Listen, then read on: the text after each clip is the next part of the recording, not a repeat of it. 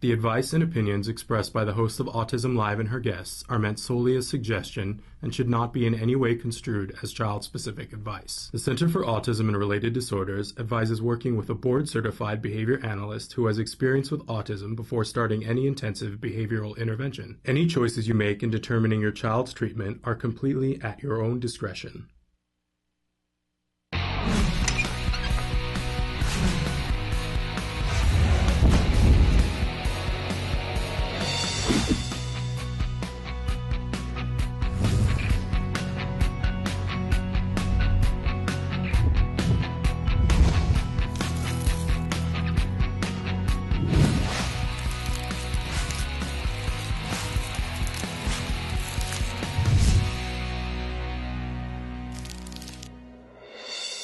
Good morning and welcome to Autism Live. I'm Shannon Penrod. We're webcasting to you live from the Center for Autism and Related Disorders headquarters in Tarzana, California. It's Monday. It is July 15th. Today is my wedding anniversary. I have been happily married for 11 years today, and so I want to give a shout out to my fabulous, wonderful husband for putting up with everything. 11 years. My goodness, when I think about, and we were not young. We were not spring chickens when we got married. I had just turned 40 and my husband was a couple years older. And when I think about the journey that we were setting out on and what we thought we were setting out on, we knew that we wanted to become parents as quickly as possible. We had no idea. Of course, at our age, people had talked to us about the potential for Down syndrome. And of course, I was aware of the statistics for autism, but honestly, we might as well have been 18 years old for all we knew that we were setting out on. But I have to say that I happen to be one of the luckiest people on the face of the planet because I waited a really long time, married the right man, waited until it was the love of my life. And, you know, I think you find out over a period of time if you've married to the right person as things happen and how they show up and when they show up. And I know that there are many of you out there that for whatever reason, the person, your partner was somebody who couldn't show up or didn't show up when autism showed up. And that was not the case in my family. You know, we've each had our moments when it was really, really tough. And I won't say that in the beginning my husband was like, autism, and, you know, so how shall we start? How should we kick this into action? You know, that we were both took our turns floating down that river in Egypt, denial.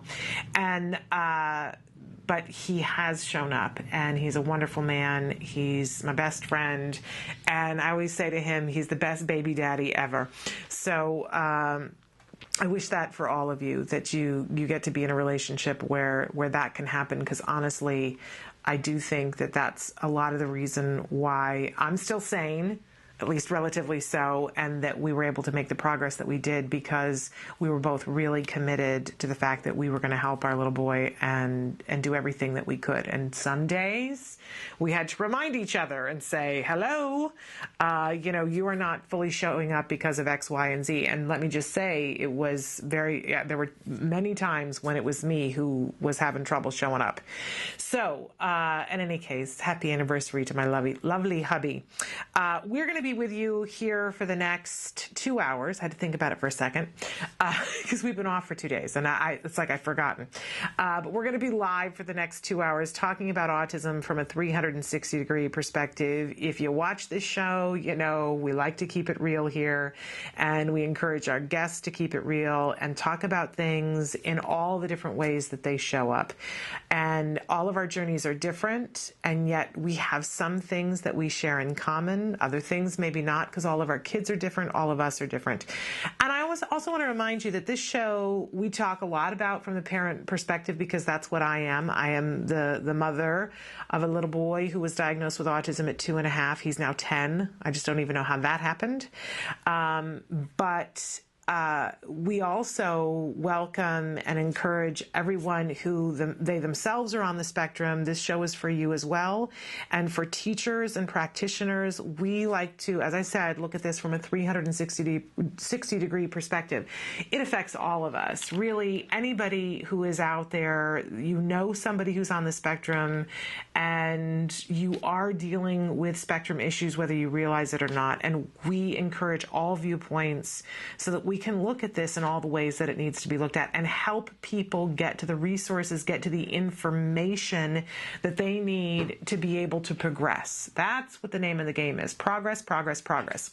So, and we know that that is available for all individuals who are on the spectrum.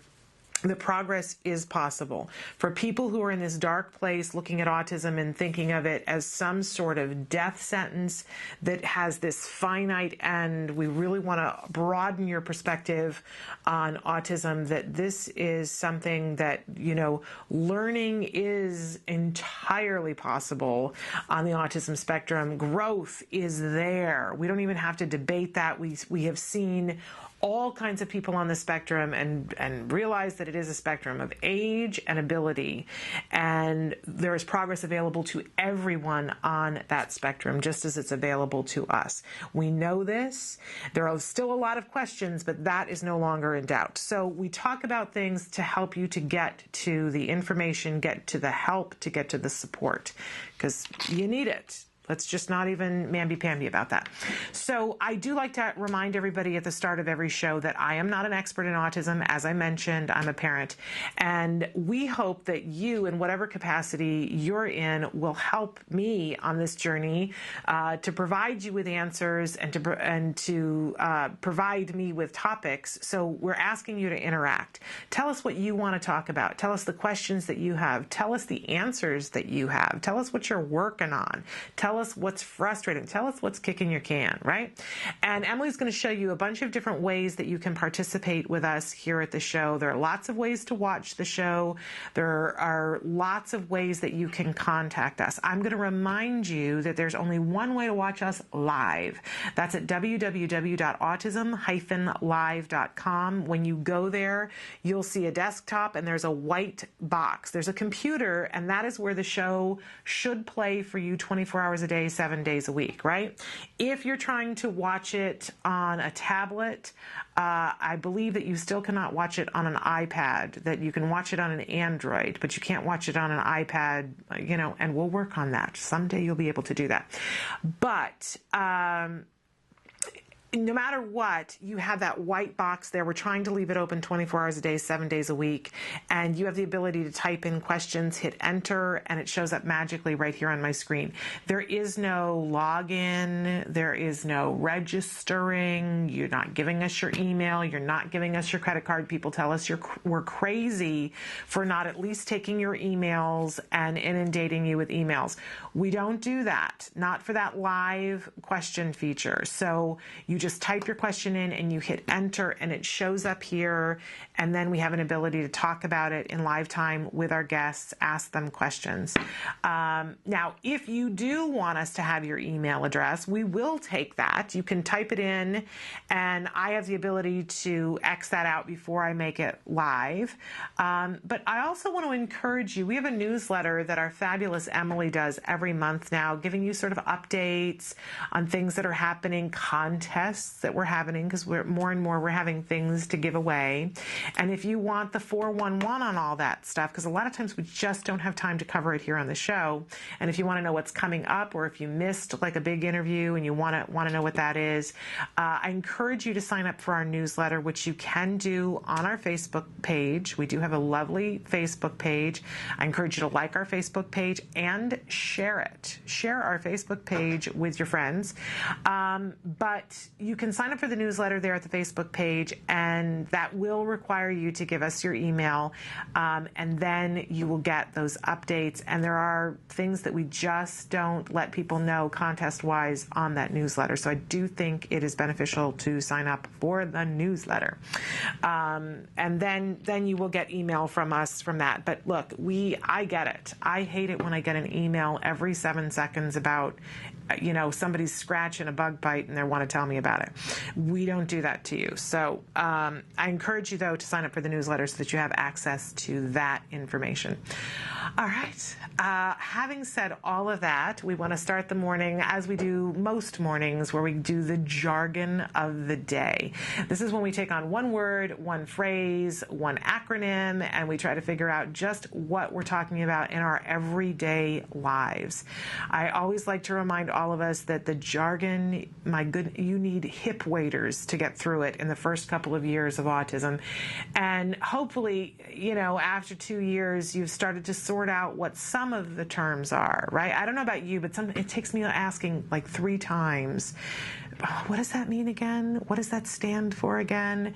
And usually it's in a moment where you're very high stress and you're paying money for something, or you're on a time constraint, and it's really hard to sort it all out. So we like to teach it here the way we teach everything to our kids, which is one little increment at a time. So we take the word, the phrase, whatever, we give you an actual definition, then we give you a working definition, and try to put it in the context of what it's going to mean to you now. And sometimes it takes more than one time. Don't beat yourself up about the jargon. But I think of this as our sort of morning workout, the warm-up, right? Okay, so today's term is something that we talk about a lot on the show. It's when you begin to cross over into alphabet land. When you're talking to educational professionals, especially here in the United States, I call it alphabet land. They like to make everything, down to an acronym. So let's take a look at what today's is. It's IEP. What is the IEP, and is it important to us? Oh, you betcha. So our actual definition for an IEP, IEP, by the way, stands for Individualized Education Program. In some places, they refer to it as an Individualized Education Plan. Program, plan, same diff. The important thing is it's individualized education. That's the important part. This is a federally mandated legal document that details education goals for a specific child within the special education scope. So you can't just take any child and say, oh, I want an IEP. Your child has to qualify for the IEP process. There are different criteria, but autism qualifies your child for an IEP. There are lesser diagnoses that qualify a child for an IEP, but autism gets it done. Okay, let's move on to our working definition. The IEP, the Individualized Education Program, is a written plan to educate a child with special needs that must be followed. So if your child has been diagnosed with autism, and this is different in different states. Can I just tell you, in the state of California, in most states, the way it works is if your child is 3 and has been identified as somebody who is having some sort of learning issues, and it doesn't actually have to be learning issue, it can be a physical issue. If they've been identified as someone who is going to need individualized, special instruction in some area. Let's say that your child has some form of paralysis, that they're not able to move their legs. That would qualify them for an IEP, because obviously they're going to have a different set of criteria for their physical education, right? If your child is blind, your child's ability to learn is not hampered, except that the materials that they're going to use are going to need to be different than if the child can see. So there are lots of different things that qualify a child for individualized education program. When my son was 2.5 and diagnosed, the school district was notified once we got the diagnosis, and they requested a meeting. The woman came to my house and said, have you gotten, she didn't know that we'd already gotten the diagnosis. So I'm not sure how she was notified, but she was. And I said, yes, we have gotten a diagnosis of autism. And she said, well, that's good that you got the private diagnosis, because we have a lot of families, this is in the state of California, that come in with autism-like symptoms, but if they haven't already gotten the diagnosis by the time the school picks them up, they can't technically go in under autism, so they put them in under, and here is the term, mental retardation. That is still the term in the state of California. And I remember sobbing when she said this to me, and I couldn't stop crying. The woman was sitting on my couch, and I just started to cry because I was thinking of how many parents we had really good health insurance and had gone through our insurance, and they had fully covered getting the diagnosis. And I thought, how many parents aren't able to get a diagnosis, and somebody is saying these words to them and saying, this is how your child's going to qualify. But in any case, it is important to get your child qualified for an IEP, regardless of how you end up having to do it and what term you come under. If your child needs help and support, you've got to get something on board so that you qualify for the IEP. The school will ask you to have a meeting with them. It is important to respond to their request, because if you don't, they will have the meeting without you. Yes, it's true.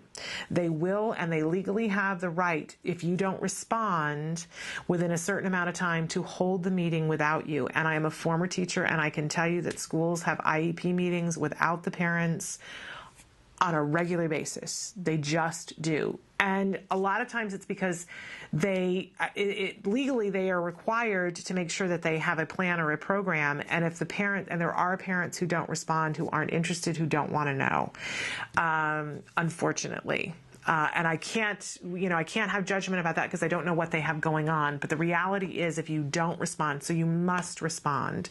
And I know the paper always comes at the least convenient time, but you still must respond. And if they give you a date and say, well, we want to have this on September 12th, and September 12th doesn't work for you, respond in writing and say, September 12th doesn't work for me. Here are 2 or 3 different dates that would work for me. And then you enter into a conversation and a negotiation to try to figure it out. But do not ever drop the ball. If they send you something back and say, how's this date? You must respond fairly quickly and say yay or nay, or they will have it without you. And at that meeting, and we've talked before extensively about the meeting, and you can look up, we've had lawyers come on and talk about it. Just put IEP into our YouTube page and you can see all the different times that we've talked about what happens there. But most importantly, what happens is that the school is going to offer what is known as FAPE, the free appropriate public education that is appropriate for your child. It's individualized for your child. They'll give you an offer of services that they're planning on using and goals that they're planning on using to educate your child in the coming school year. You have to sign that you attended the meeting, but you should never, ever sign an IEP at the meeting. You should always ask for a copy of it to take it home and review overnight to read what they wrote, because someone will be taking notes the entire meeting on a computer or on a typewriter or on a word processor, whatever century they happen to be in technologically. Somebody will be taking notes, and you need to read all of those to make sure that what got said at the meeting is actually what happens. I also encourage you to let them know 2 days in advance that you're going to bring a tape recorder, and that you do bring a tape recorder. They have those fabulous little digital jobs now that if you don't have one, it's a great thing to invest in, or ask someone else on your autism support group if they have one you can borrow, because you need to record the I'd say that's the most important thing that you need to do. And not sign the IEP. At least walk away for 24 hours, read it, sign it, and if you agree with it, there is a place on the form where you can say, I agree with this much, I disagree with this much, but make sure that you've read it over and that you agree with it before you sign it. An IEP is the roadmap to success, or the roadmap to, I always think of that Dr. Seuss book, Oh, the Places You'll Go. And there's that place in the middle that people go and they say, sometimes you'll end up at the waiting place. And I think about that with IEPs, because what happens if there's not a good IEP is that kids stagnate. They make no progress. You feel that pressure rising and feel like you've wasted a year. So try to make the IEP process something that you can tolerate stress-wise, and that you end up with a plan that works for your child. It's essential, absolutely essential. And as I said, we talk about the IEP process all the time, and please feel free to search our YouTube page to find IEP advice, because we do talk about it a lot. It's that important. Please participate in your child's child's IEP. I know I'm speaking to the choir because you guys do, and please tape record them. Okay, we always have a question of the day for you. Today is no different whatsoever. Our question for you today is, what are you excited about for the new school year? What's really exciting to you? I know I'm thrilled that my son is going to be starting the 5th grade because I have memories of 4th grade. I mean, I have memory of each grade, but 5th grade, really, I have to say, is a big shift. That I really can remember projects that we worked on, multiple projects that we worked on in 5th grade, and it's kind of an exciting time. They're still kids. They're still kids, but very soon they're going to get into that teenage land. So I'm really excited about one more year of 5th grade. I'm really excited about who I think is going to be his teacher. I mean, there are no guarantees, but I'm really excited about who I think is going to be his teacher, and I'm really looking forward to this year. I haven't always been able to say that, but I was excited about last year, and I think that I was right on the money about that, and I'm excited about this year. But I'd love to hear from you guys. What are you excited about this year? You have an opportunity right now on our Facebook to answer this question, and hopefully we'll get a chance to check in not only on this question, but also on the question that we had on Friday. Friday, we got so much done on Friday, but we didn't get to the question of the day, which was, what do you wish you could afford? So we're really going to try to get to that today. So I hope you'll answer one or both of these questions on Facebook so that we can talk about it later. I think it's important to stay positive. The summer can be a time where you're like, because it's the unknown. But if we stay positive in the summer and really take on this attitude of what can I do to set myself up for success? What can I do to set my child up for success?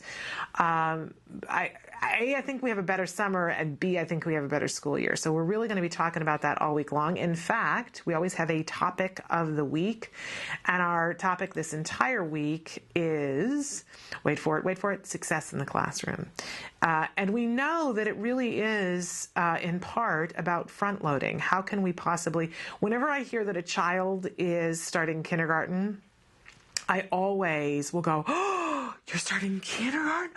Oh my goodness, kindergarten is the most fun thing ever, and do this whole big production number about kindergarten and go, oh, I wish I was you. I wish I was going to kindergarten, because kindergarten is the most success. And kids always go, really? Is it that much fun?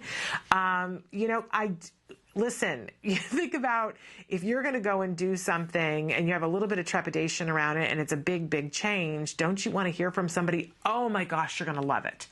Oh, it's the most fabulous thing. I do. I'm influenced by that. And I go looking for that. I love the exercise that they do sometimes in workshops where they say to everybody, they say, okay, look around the room right now and identify everything in the room that's blue. Look around, take 30 seconds. I want you to notice everything in the room that's blue, and they give them time to do it. And then they tell this whole room full of people, close your eyes.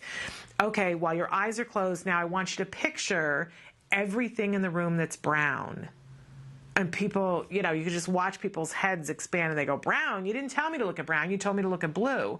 And they have a really hard time imagining what was brown in the room. And then, of course, they tell them to open their eyes, and they look around, and it's a sea of brown. There's probably more brown than there is blue in the room, but they hadn't been looking for it, so they didn't see it. I do think when you tell people, look for the good things, that's what they end up looking for.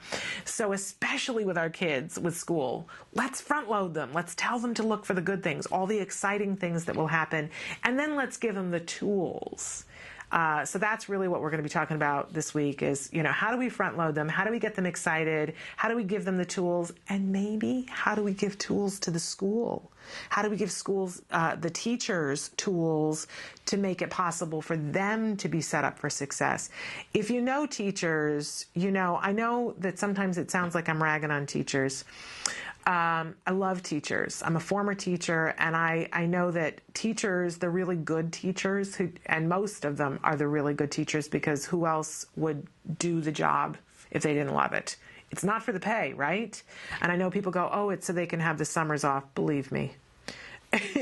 For what you face in the classroom, that's not enough of a reward for most people. So most teachers in the classroom, all they want is to educate our kids. It's what gets them excited. And then when you give those teachers tools, man, they fly. So we're going to talk about this week. How do you give teachers wings? Some of the things we're going to be talking about today, though, because it's Monday, we always have our stress tip for the week. And a very special guest is joining us once again, Monica Holloway. I can't wait to have her in the studio because we haven't seen her in over a month. It seems like a month of Sundays. She is, of course, the just critically acclaimed author of the lovely book Cowboy and Wills, which if you have not read yet, you really need to treat yourself. Treat yourself to get to read Cowboy and Wills. It's a great summer read. Yes, there is the stream of autism in it, which will help you to, feel like, okay, I'm included in this story. But it's a fabulous love story about a boy and his dog.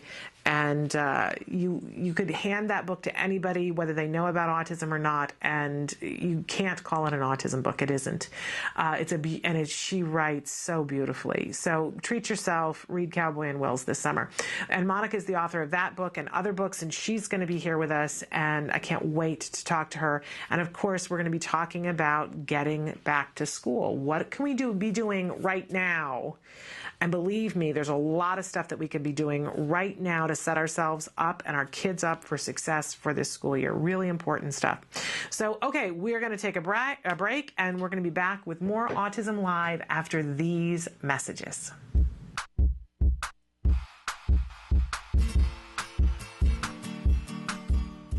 Hi guys, welcome back. For the month of July, I figured we're going to do something again that's more for outdoorsiness since it's summertime and I know your kids are going to be home and you need some activities to do inside and outside. So for July, I figured we'd make a lantern. So let's get started. The materials you'll be needing are wax paper, an iron, crayons, scissors, popsicle sticks, pencil sharpener, a glue gun, and tape. What I did first is that I have my iron heating on medium heat, okay? Make sure you keep this far away from your child because I won't want them to get hurt. Next thing I want to do is I'm going to take my wax paper and I'm going to make 4 sheets. I'm going to cut out a thing that's about 12 inches long, okay? Now that I have my wax papers cut out, what I'm going to do is I'm going to grab my crayon, and if you have kids around, which I hope you do, I'm going to grab them and have them make some crayon shavings. What the shavings are going to end up doing is making it a design. And again, this is another time for you and your child to talk about colors. You can discuss like what would happen if you mix, some blue crayons and some yellow crayons. What would that produce? When you and your child have finally decided there's enough crayon shavings on your wax paper, what you're going to do next is you're going to take it and fold it in half. Now that I have it folded in half, what I'm going to do is I'm going to take an old newspaper and then I'm going to sandwich it in between. And then with my iron on medium heat, I'm just going to have it gently on there just so the wax melts into the paper and becomes one thing. Let's take a peek inside.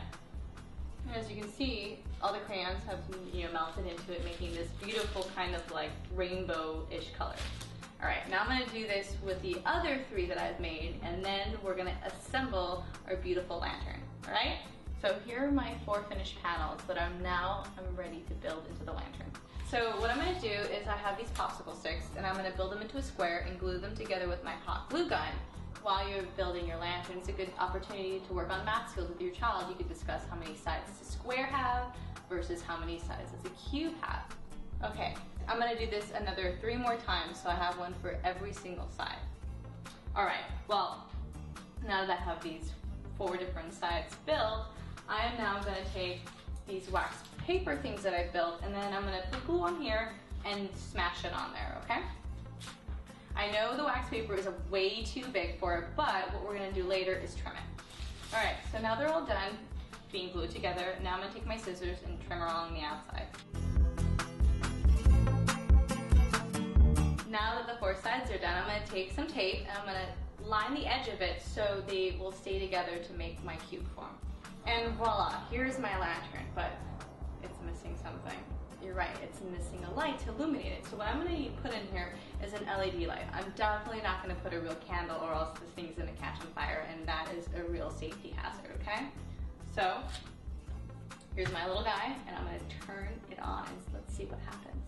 Ooh, look at that. Isn't that pretty nice? And it's not even dark yet. I would love if you shared your pictures of your finished crafts, but until then, craft on. Bye, guys. Can you see me flying by your side? Welcome back to Autism Live. I'm just so thrilled and excited because we have here in the studio, live and in person, Monica Holloway, who's back with us. Thank you so much for being back. This is my official coming out. Yes. Well, we have a lot to catch up on. I mean, I was away, and it just Monday was falling on holidays and things, and I was away for a couple of weeks. But you were away as well. I think it timed out really well that, just our schedules happened to mesh that way. And we had talked a little bit before we left about the fact that you were going to be away for a while. And you said you were okay talking about this. Sure, so sure. Tell our viewers what was going on. Well, I had... I'm trying to figure out where my camera is. This one is yours. There you go. I had skin cancer on the tip of my nose, and it seemed like it was. I found a little thing on the tip of my nose. When I went to my dermatologist, I said, "Hey, this thing that we took off, a few months ago, isn't healing." And he said, "Well, that's not where I took it off. I took it off over here. This looks like something else," and it was really small. But it turned out to be really deep and bad. So this was just a basal cell, and then they found a squamish under here. So when I went to do the surgery to remove the cancer, it literally took the whole under part of my nose and most of my septum too. Wow. So they did a cartilage graft and a skin graft and filled in. Literally, when they did the surgery for the cancer, the Mohs surgery at UCLA, they sent me home that night with, I had no end of my, this part was there, but this part was completely gone. It was covered, but you could tell I didn't have part of my nose. That had to have been weird for you. It was scary. It was really scary because they thought they would get it out in just 2 tries, and it was 4 tries and 4.5 hours later, and I'm awake through the whole thing, even though I'm numb. So then the next day was a 7-hour surgery under anesthesia to do the skin and cartilage graft, which they took the skin from behind my ears and in front, and then they've discovered this one, so they had to pull. So I laugh because this is the second time this has happened to me. I had a basal cell here 3 years ago, and it was really deep, so they ended up lifting this eye. And when they lifted this eye, they, of course, had to lift this. So I got this little eye lift because of a basal cell. Now I'm like stretched.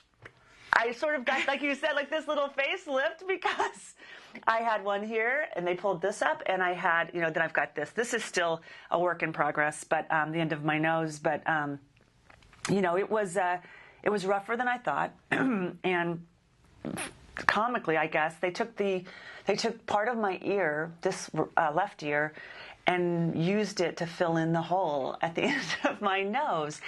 So my son Wills, fiction. Exactly. My son Wills, who has autism, he's 16 now, and he was saying, when you hear music, that you'll know when music really stinks now because your ear is in your nose, and then all of this, and then I was in the shower like 3 weeks after my surgery, and the tip of my nose fell off. The graft did not take. Oh, Monica. So my body, I rejected my own ear. Oh, Monica.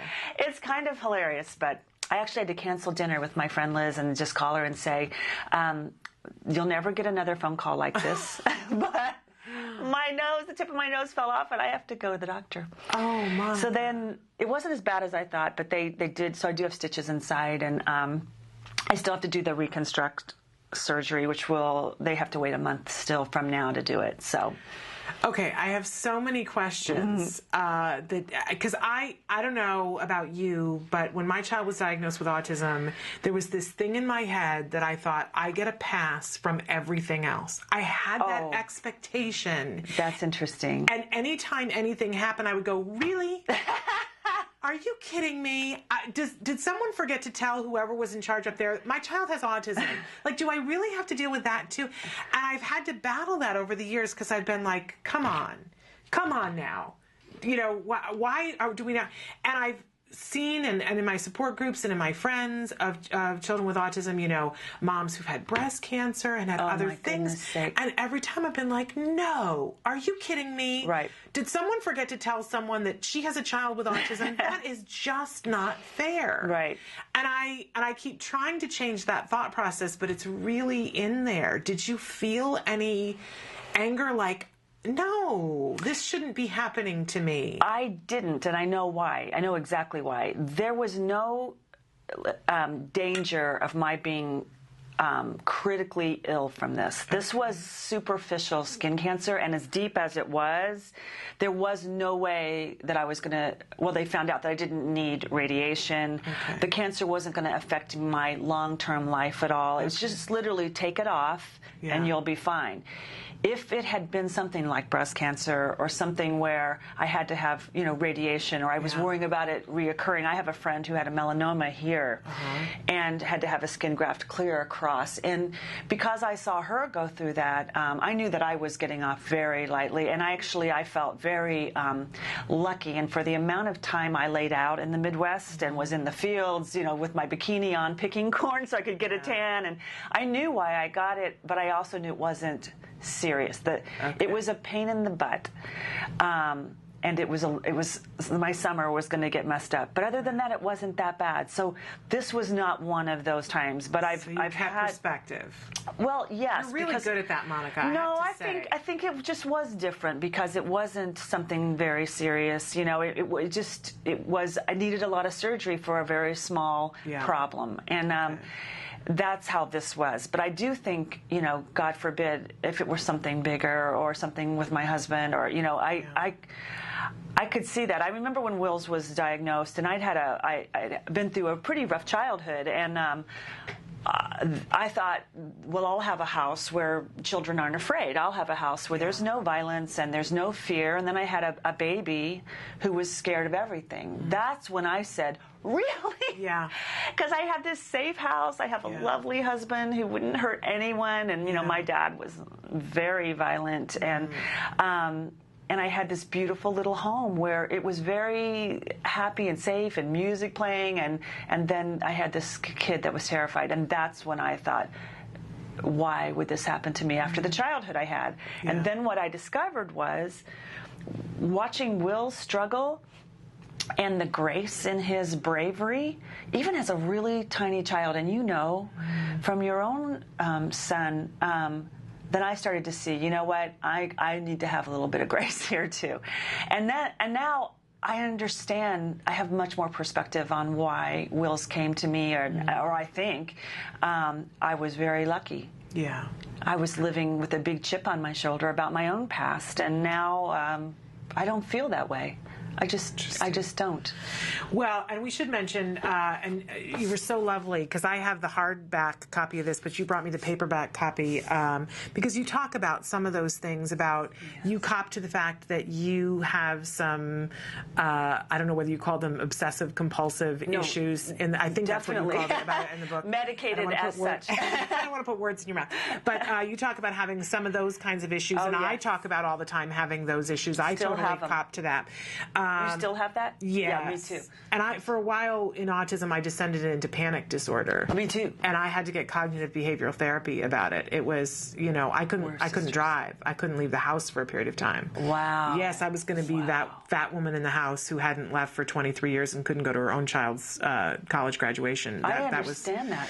I do now. I understand feeling that way. I'm not saying I understand your exact situation, but because I think only you can. But I could see that happening. Yeah. Yeah, it makes sense to me. I want to say that I was like 42 or 43, and I literally had the thought, I'm not going to ever drive a car again. And now, and I always say this to people, I commute 45 minutes to and from every morning. So, please know that there is help and support if you want it, and I would have loved to have heard that. Yes, get that help. Get the help. But anyway, I wanted to mention that Cowboy and Wills, and I said earlier, you need to treat yourself to this lovely book. And you also brought me Driving with Dead People, which I can't wait to read, because this sort of details some of the things from your past. Yes, my childhood. So I can't wait to read this. And thank you so much for bringing it. And you can get both of these books on Amazon.com, and I'm sure that can they order them through your website? Sure. Yes, you can do that as well. But you're a beautiful writer. Oh, you have a true gift. You're a beautiful writer, and your husband is also a writer. So, kind of exciting news is that Michael did a reading at Barnes & Noble about 3.5 months ago because he teaches at USC, and they had a big USC faculty night, and he read this piece that was, so I thought the whole room thought it was funny. It's not just because I love him, but he's a pretty funny guy. And now he's writing a book himself. So, and it's actually not about The Simpsons or anything like that. It's real. He writes for The Simpsons. It's about growing up in New Jersey. Only it's not like a difficult, rough childhood. It's really, really funny stuff. Oh, love it. And he's pretty. He's smart, and I think he's ironic, and so I can't wait for this book. And he's writing it right now. Oh, I smell a bestseller, and I smell a movie.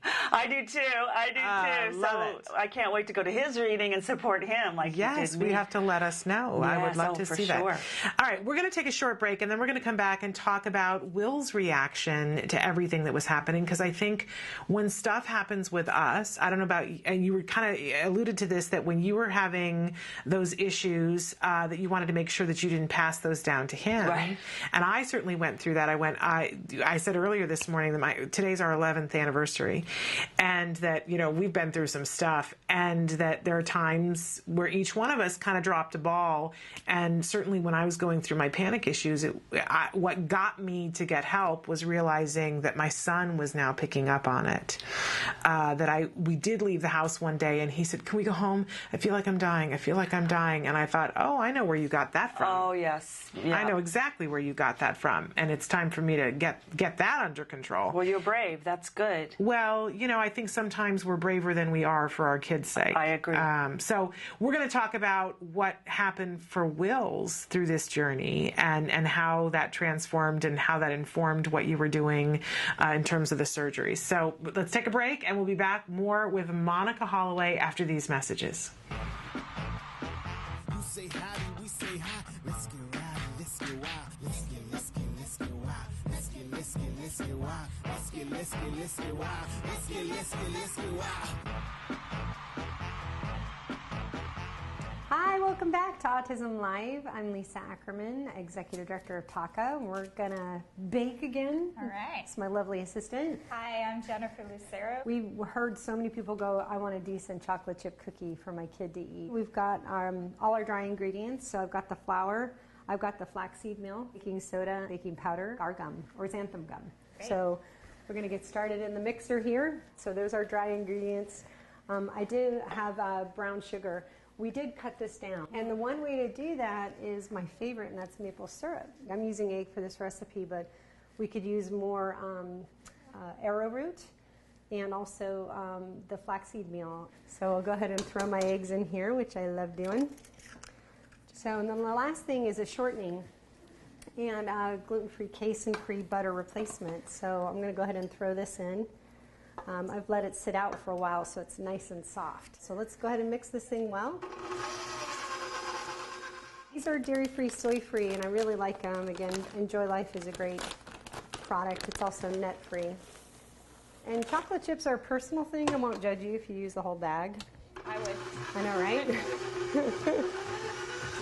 So here we go. Great recipe. It's the nice consistency.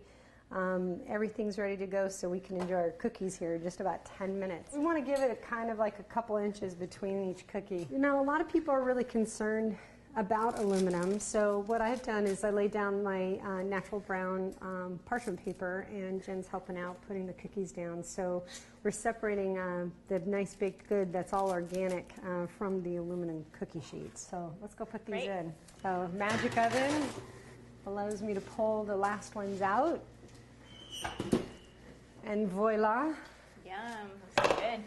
Really great cookies. I'll let you have a bite so you can do my Vanna White there too. Yeah, these taste pretty good. Really good. We're going to come back later after I gain 5 pounds and eat this entire tray. For sure. More feedback is good. So if there's something you want us to convert, like another recipe or maybe a relative made, just let us know, autismlive@gmail.com. You can go to Facebook, or there's thousands of recipes on the TACA website just waiting for you to explore. You can go to TACANOW, TACANOW.org, and we'll see you next time at Autism Live. Bye. You say howdy, we say hi. Let's get rowdy, let's get wild. Let's get wild. Welcome back to Autism Live. It's our great pleasure to have here in the studio with us Monica Holloway, the critically acclaimed author of Cowboy and Wills. I've said before and I'll say it again, you really need to treat yourself to read this book. It's just beautiful. Oh, thank you. It's just like, it's rich. It's fabulous. Your words are just, I mean, I'm going to get emotional talking about it because it's a lovely book. And I know that a lot of times I say lovely things about people here in the studio, but I want you to know I just don't have people in here that I don't like their stuff. Do you know what I'm saying? I think sometimes people think I just wax poetic about everything, but there are many people who have asked to come on the show to talk about a book, and if I read it and I can't read it, we just don't have them on. Thank you. And I remember being given this book and thinking, okay, I don't know if I can handle an autism book. Right, you lived it. And I sat down and started reading it, and I was like, oh, it's such a disservice that somebody handed this to me and said, this has to do with autism, because it really doesn't. I mean, that is a thread in it, but it's a love story, and it's a love story about a boy and his dog, and it just, I literally, my husband and I laughed about it, but I laughed and I cried. You know, it's that whole thing about I laughed, I cried, it was better than cats. But I did, I laughed and I cried. And I know I've said this to you before, that I can count the number of books that I have laughed out loud reading on one hand. And this book was one of those books. So, you know, I can't say much more than that. You really should read it. So, but you also brought me your first book that I can't wait to read, Driving with Dead People. I'm very excited to read this. Thank you. It's very excited to read. But in any case, we were talking before the break about this journey that you've been on since you were diagnosed with skin cancer. That's what it was, skin cancer. And all these surgeries, and you still have 2 more. And, you know, even taking a shower and having the skin graft on your nose fall off. You can't take a shower. Well, I mean... You can take a bath, but you can't take a shower. Yeah, you can't sneeze. You can't... A skin graft is really crazy tough. I mean, it's not tough like... You know what? There are tougher things by a million than skin grafts. But it's funny how many times you touch your nose, or when you just take a drink of something and maybe the water or whatever you're drinking gets on. You know, you just have to be sort of. And I've got 2 huge golden retrievers who I bury my face in, and all. You know, they were not understanding what was going on. And plus, I had an incision under here, so I was very bruised. I still am pretty bruised under here. But put some makeup on it. I was going to say, you look really good. Here. And you also were saying that there was a strap that you had to wear. I meant to bring it in, this crazy strap. I look like Katharine Hepburn in Lion in Winter, you know, or Bob Marley's ghost from the Christmas Carol. So it's like a mumps kind of thing, the old-fashioned mumps thing. But so I'm imagining, you know, I mean, and that has an emotional toll as a woman, you know, as a person. Yeah. All those things. I mean, it's outside the norm, and it has an emotional toll. What we look like has an emotional toll. But then you have a teenager. And a teenager who's on the spectrum, who you're very close with, and who's been very involved with this. And I want to know, how did Wills handle it? How did you and Michael language it for Wills so that he wasn't afraid? What did you say to him when you were diagnosed? Well, because I'd had it before here, and we had already talked about what a basal cell is. We'd looked at it on the internet, not the pictures of real people, but the sort of cartoon illustrations of what a basal cell is and why you get it. And it was also a really good thing, because Wills has resisted sunscreen his whole life, and yet I've doused him in it his whole life, thank gosh, because he's very fair like me. And so the good news is he's now wearing his sunscreen himself. He runs and gets it before we go anywhere. And the other thing I just want to say, you know, to your viewers is that remember to put sunscreen where your glasses go. Here, this is where I got one, and then they said that people often forget the bridge of the nose because we always do this. Right. Because I've been wearing sunscreen for many, many years. I didn't when I was younger at all. But certainly by the time I was 35, I've always worn sunscreen. I just turned 50, but that wasn't enough to save me. So underneath the bridge of your nose, in here, and under your chin right here. And those are the 3 places I got it. And they said it's really common. Okay. Which I had no idea. So just make sure you and we're always, because my fear is always that I'm going to get it in his eye. Right. So I don't put it right around his eye. I don't know about, I'm not great about doing that either. I put it down here, and the doctor said it will work its way up. Okay. But I know that I never did put it up under here. Good to know. Like that. So, good to know. Yeah, it's important. And of course, I don't think, I always forget makeup wise. Well, you have a cute little nose, but, please. Well, mine is like, what? And they said it's the reflection. Right. So when you're driving, you get reflection, and I think our windshields are better. I think there's more sun, protection in our windows in our car than there used to be. But I know that the reflection of the sun up under the nose, sometimes you get more sun here than you do here if you've got a hat on. I have to admit that I have to be really good about sunscreen now, but I'm really bad for my son because he was so deficient in vitamin D for so many years. That's right. That's that they a problem. prescribed for him to go out and have 10 minutes unprotected a day, and and their suggestion was 3 minutes at a time, and I was like, really, what am I going to do? Hang him out the door 3 minutes? Go stand outside. Come in. And so a lot of times I'll put sunscreen on myself and I'll go, I'm going to give you 10 minutes and then I'll put it on. I'm a very bad parent. I forget. You're not. I mean, that is a real issue because now that you bring that up, they had me order a light box when I was diagnosed with this skin cancer because I can't be in the sun. And with the skin graft, I mean, even though I have a little Band-Aid on it, if I get sun on this, I might have to have it redone yet a third time. So the light box, and I struggle with depression still, and I'm much better than I've ever been. But when I get down, I get down. So they gave me this artificial light box, which of course you can't do with a child. I don't know if you could do it while you guys are reading, and then you could put sunscreen on him before he goes out. But and is the light box? Do you feel like it's helping you? I can't tell yet. Okay. And it's only been 2.5 weeks. Okay. But I have friends that swear by it that aren't doing light boxes because of any kind of cancer, but they're doing it because they live back east and the winter and they start to feel depressed and they swear by it. Okay. But I don't know. But so I'll let you know. I would love to know. I'll let you know. So back to Will's. What has he, when he's looked at you, have you seen a reaction from him? Yeah. Okay. Well, I have a little hair in my mouth. When I got out of surgery and I was in the hospital, we took a lot of pictures of me because I had a lot of staples up the side of my face because of the skin graft, taking the skin grafts from here. Did they shave your hair? They did back here. So, it was, and then I had to get my hair cut pretty short because when they took all the bandages off, it tore parts of, it's just been a silly amount of You really can't distraction. tell. Really, yeah, no, I think then I went and got a pretty decent cut because I was like, it was down to here and who cares? It's just hair. It's like your hair looks gorgeous. I saw you coming in. I haven't seen her in almost 8 weeks. I'm really short. You were really still shaven, and I so need a haircut right now. It's pretty. It's just unruly. It's like I love the color. Do you like the color? I love the color. I love the color. People think I'm dyeing it. They look, and especially when they just see a picture, because then I'm not turning my head and they can't see all the gray in the back. Beautiful silver. But they think I'm dyeing it. They think that somebody said, what's up with you dyeing your hair platinum? And I'm like, no, platinum. This is the real deal. I was dyeing it before. I can tell you, it's silver and it's gold. But anyway, so what has Will's been saying? Have you seen a behavior change? Yeah, well, we took a lot of pictures, like I said, to try to get him ready. They certainly where the skin graft was, they sew a bandage on the end of the nose. Okay. So it's pretty nasty.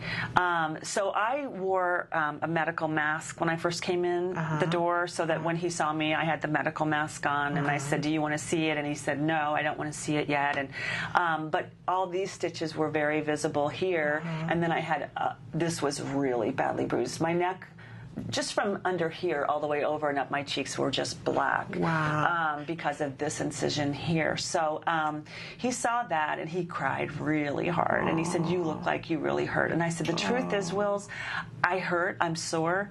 But I said, the cancer is gone. Like, I have no more skin cancer. So I said, as much as I heard, it's only going to be for a week or so, and then I'm going to feel great. So I appreciate your empathy. It makes me feel so good. But I said, I don't want you to feel so sad for Mommy, because I said, the cancer is gone. So I'm very excited. And I said, I do have some medicine that's helping me not feel the pain. And he wanted to know if he could have some of that.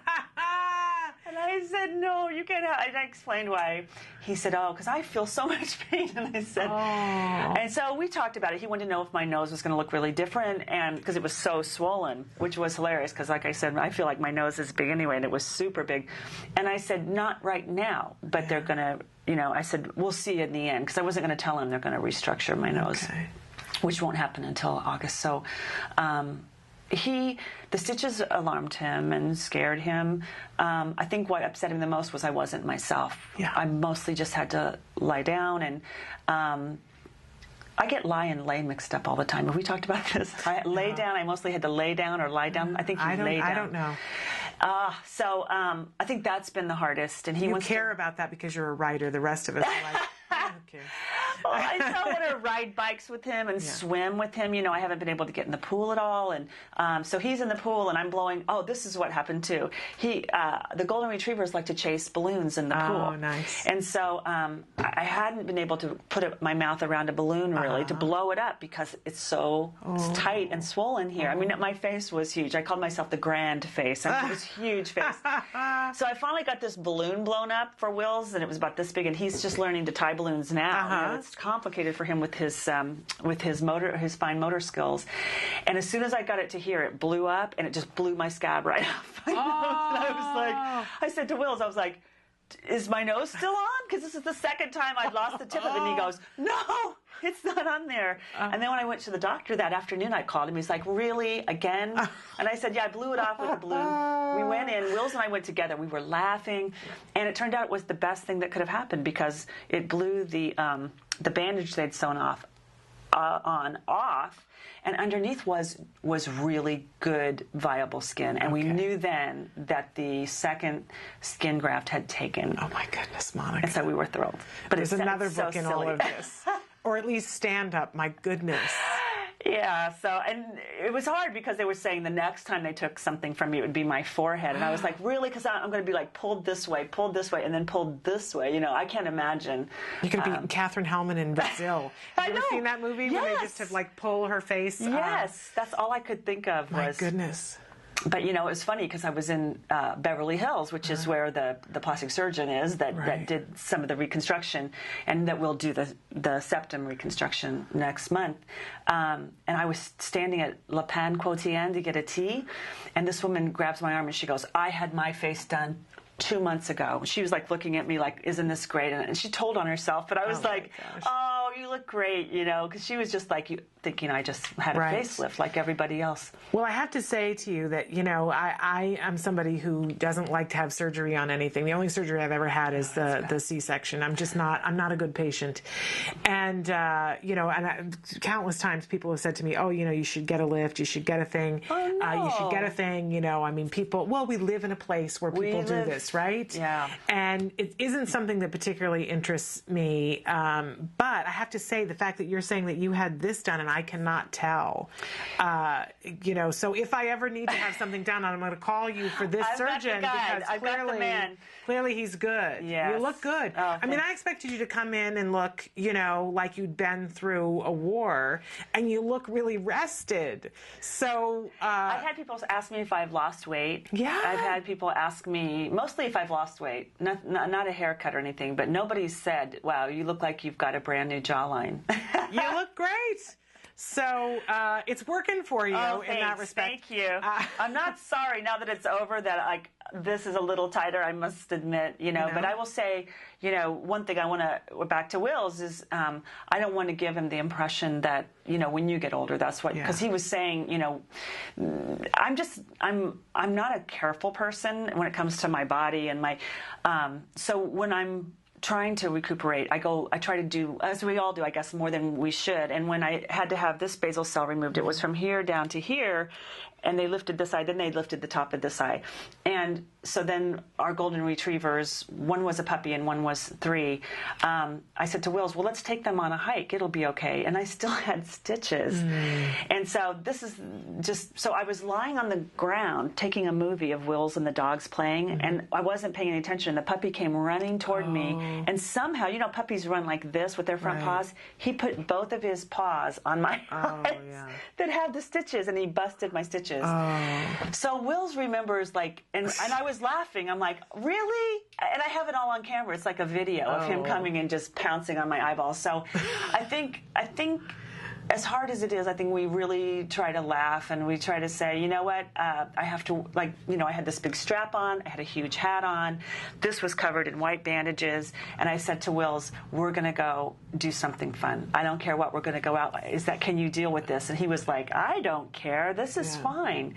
So then when I'm driving, this gets really swollen. It starts to come down and gets really big, and he says, I'd rather you wear that crazy strap than be in pain. There you go.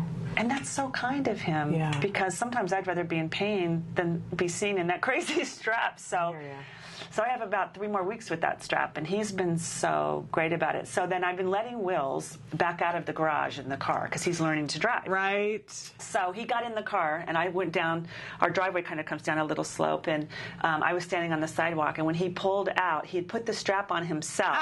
And my glasses and my big hat. He goes, I might as well look the part.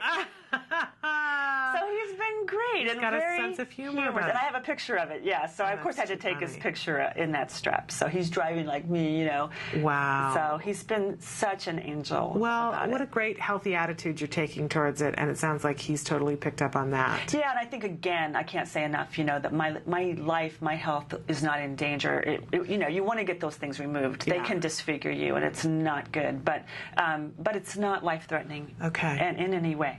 Good. Yeah. Good. Well, we're going to take another break, and then when we come back, I'm going to ask you to tell, because apparently you had some issues as an autism mom with jury duty. And this is a story that I'm anxious to hear about. So stick with us. More with Monica Holloway when we return.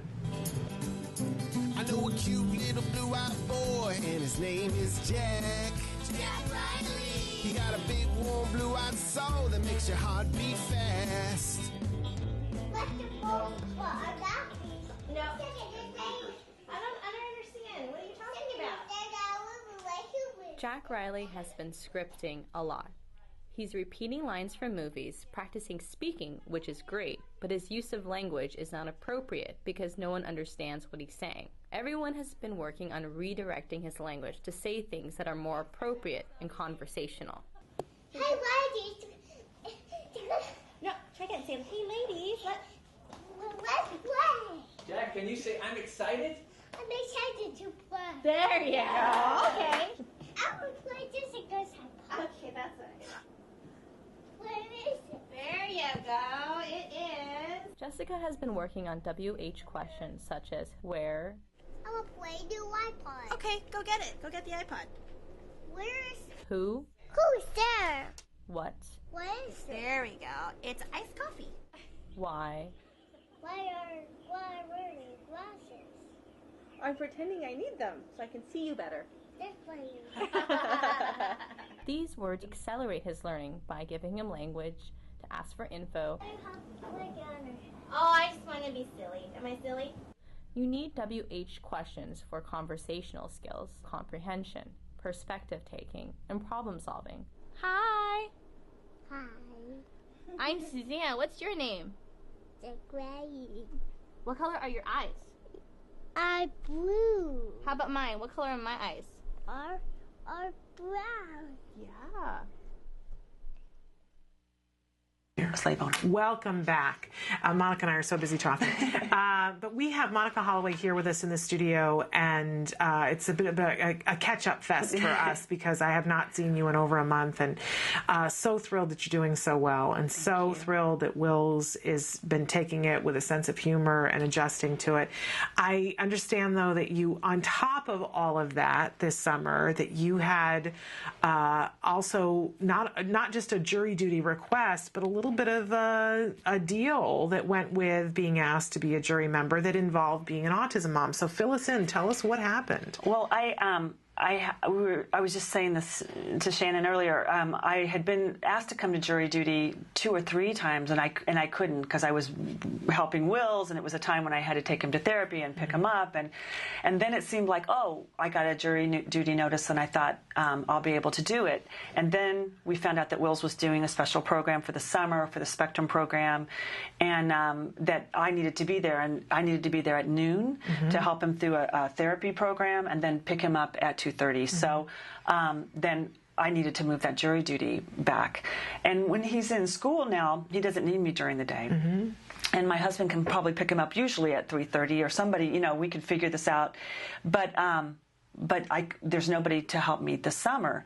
So I called them. They said, you have to show up for jury duty anyway, which I understand because I had moved it 3 times before. So I showed up thinking, I dressed nice, I showed up, I explained again what was going on to the person that signed me in. She said, you still have to go in, which I was happy to do. So I went in to the jury pool, and I still thought, well, if it's just a week or a week and a half, maybe I can pull this off and my husband can fill in for me, but it's hard because he's working on a movie too and doing The Simpsons. So, and that's what puts money on our table. I know my writing doesn't put a lot of money on our table. So I went and I stood up and I said, oh, well, first of all, they said that it looked like the trial was going to run 4 to 8 weeks. Yeah. And if there was anybody there that didn't think they could do 4 to 8 weeks, they should say something. And I knew I couldn't do 8 weeks. I couldn't do 4 weeks. So they went through a lot of people. There were about 60 of us in the room, and people had true financial hardships, and I understood. But then I stood up and I said, well, I do want to do jury duty, but 4 to 8 weeks I can't do right now. I don't think, because I said I have a special needs child and before I could say anything else, he said, really, you have a special child? Because my child's not special. My grandchildren are not. Does anybody here have a child that's not special? Okay, we all agree. We all have special children. This was the judge? Yes.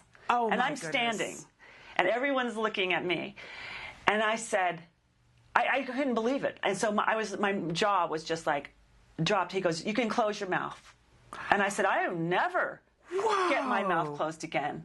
I said, "I have never been spoken to like that."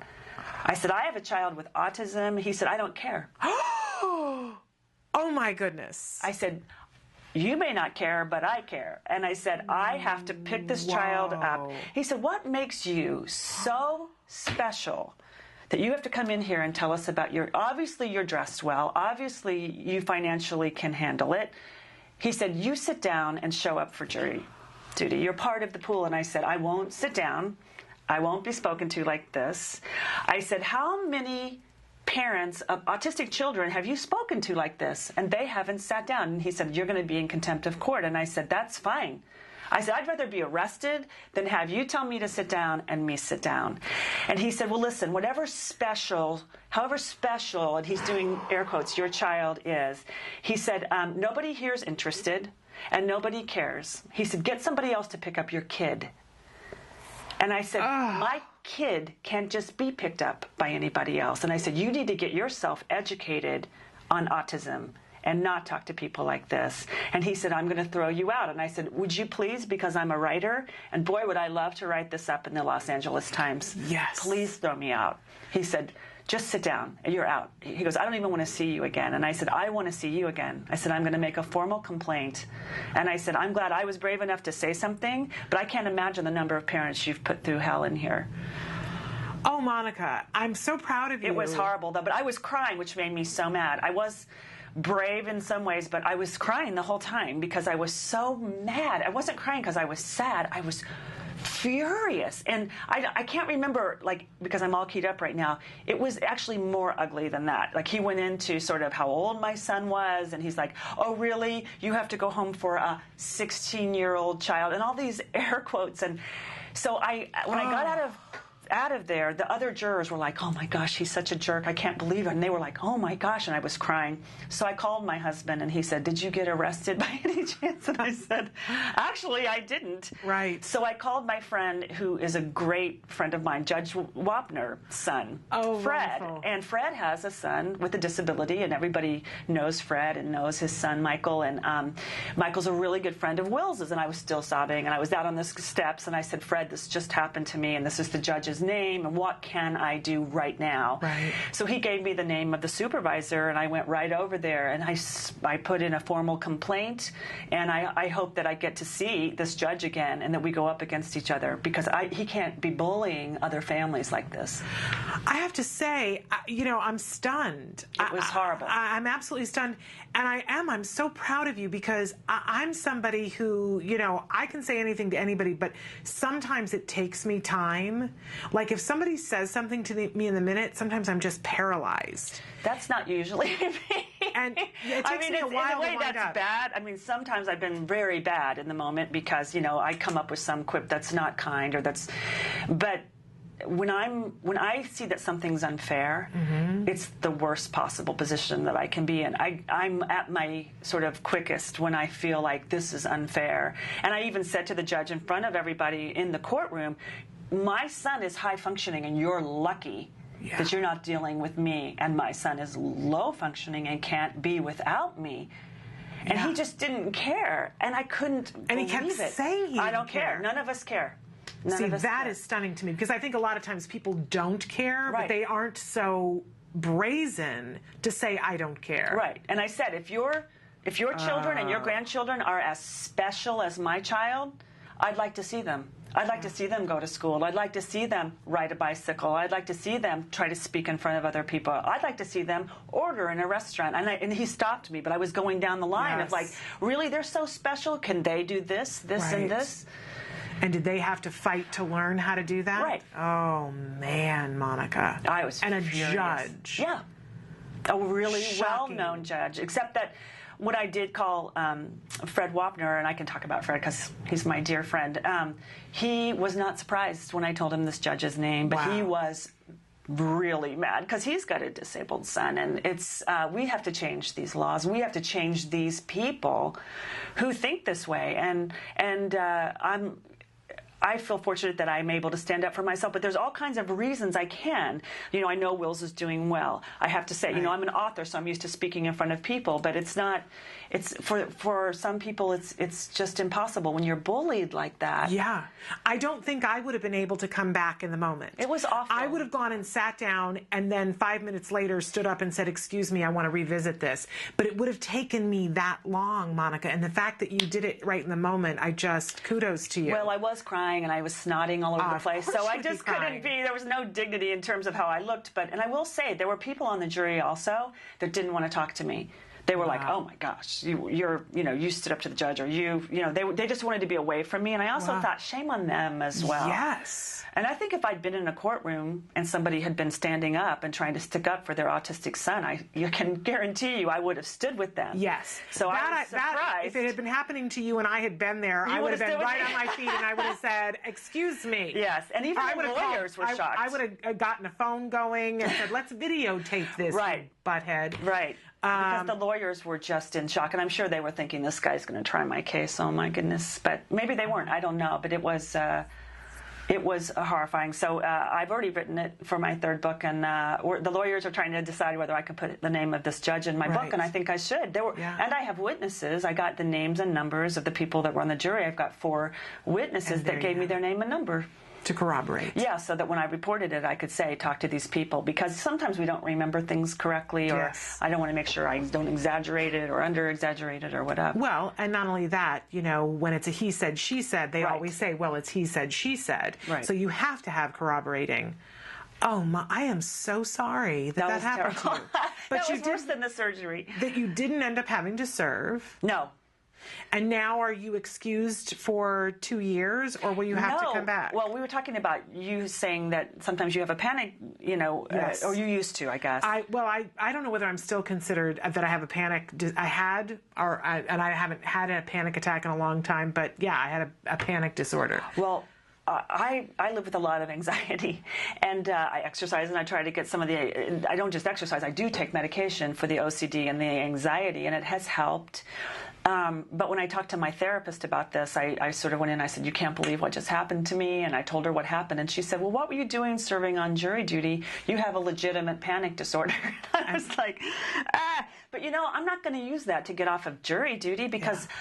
I do get panicked and I am anxious, but I do want to do jury duty. Yeah. I just can't do it at the expense of Will's. Right. So as soon as I can do it and he's out, I think I know that I'll be fine. Yeah. But that was an experience I'll never forget that. And when I speak, I talk about it. I'm going to start really talking about it. So I want to give people permission to stand up and say, this isn't okay. Yeah. You can't bully me this way. No. Right. My goodness. It was shocking. To be at that level and be a judge, and you know that there are cases that are coming before him that have autism somewhere in the case. That's exactly what I was thinking. And if that is the attitude that he's going to take, he is not fit to serve on those cases. And what if, God forbid, he should meet my son somewhere who does have autism, expects certain things from my son that he just can't do because of his autism? What is this guy going to be like with my son on the street, let alone in a situation where he's the judge deciding and you're what's happening?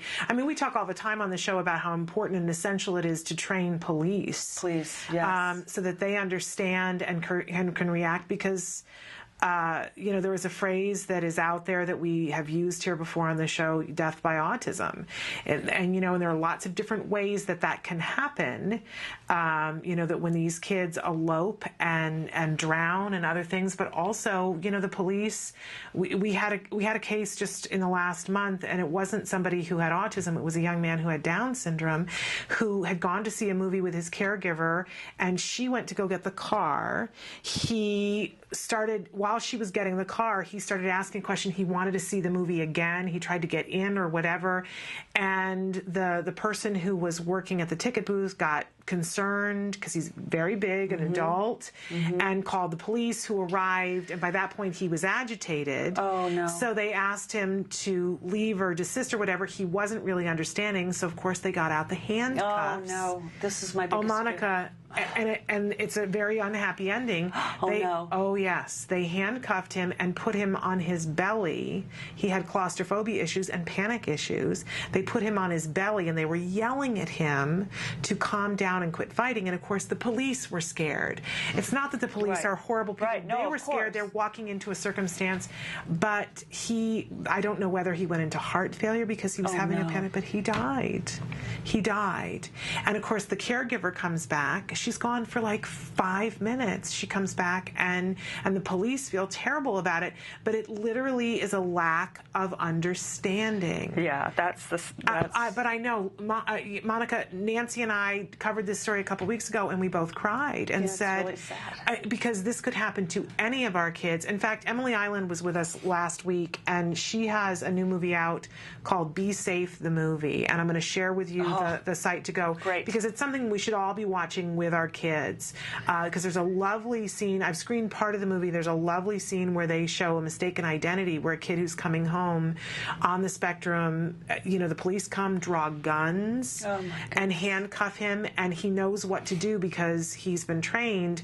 And I had to talk with my son about it, because when you think about it, and I'm going to have a son who's going to be 6'7". Yeah. You've got Will's a gentle 6'4". giant. Yeah. And we need to make sure that they know what to do in a situation so that it doesn't escalate. Yes. So I've already started having the conversation. I haven't been able to screen the movie with Jen yet, but I'll make sure you're hooked up with it. And it's something that we all need to be sharing with our children. And if you want more information about it, you can go to the Facebook page, Be Safe, the movie, or you can go to Emily Island's website. It's Island, I-L-A-N-D. Just devastating to hear that a judge at that level is that unaware and willing to say, and I don't care. Right. I think that's... And we all have special kids. It's like, wow. Yeah. It's not, and what are you supposed to say to that? Because it's like, I know that all children are special. I shouldn't, and then I think, should I have not used special needs? It's like, I'm not going to, edit myself Right. Because you want to humiliate me. Well, and then when you further clarified and said my child has autism. And I was being very calm because I thought to myself, you know what, this is a good place. I'm going to educate this person. I'm going to be kind. Unbelievable. Yeah. And then, when you talk about, I guess you guys probably, I don't know how much time we have, but the whole Trayvon Martin verdict coming down on the Zimmerman trial too. And, this whole thing about children being safe, like just children being safe, and certainly young black men, women, mostly young black teenagers, being safe in our streets. I can't believe that we are still talking about this now, but we have to talk about this, and along with the autism kids or any person, girl or boy with disabilities. My son is very articulate, and he'll tell you straight up that he's an excellent swimmer, and he'll tell you with such confidence, I believe he's an excellent swimmer. He can't swim very well. And he's had lessons every summer of his life. And he can keep himself up in our pool and everything, but he couldn't swim in a lake and get across a lake if he needed to. But he would tell you that he could. And you would believe him because, and he's not lying, he feels that he's a very excellent swimmer. Part of his autism. So if a policeman or somebody asked him a very specific thing. We were on the train. Do I have time to say? You can. Okay. We have as much time as you. Oh, thanks. We were on a train going down to see the space shuttle, and I don't know if we talked about this already. If we did, you can stop me at another show. It was Will's and his really good friend Addie and his dad and I. So we always take the subway when we go downtown, and we took the subway. We went to see the Space Shuttle Endeavour, which was great at the Science Center. We loved it too. Wasn't it amazing? We loved it. Oh, it was amazing. Yeah. And Will's was, of course, thrilled. But on the way back, I was sitting here. Will's was across from me, facing me, the two chairs on the subway that face each other, and his dad was sitting by Will's, and Addie was sitting by me. And Will's kept looking at me, and I said, "Are you okay?" And he said, "Yes." And I looked around the train. There was a gentleman sitting here, a girl sitting here, and the train was packed. And I was talking to Addie, but I kept looking at Will's. He didn't look right. So I went over. I said, "Is there anything going on? Is there anything I can do?" "I'm absolutely fine. I'm good," and he seemed good. Like he seemed absolutely genuine. I said, "Okay."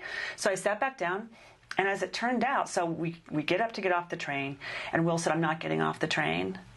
I said, "You're not getting off the train?" And he said, "We're not getting off here."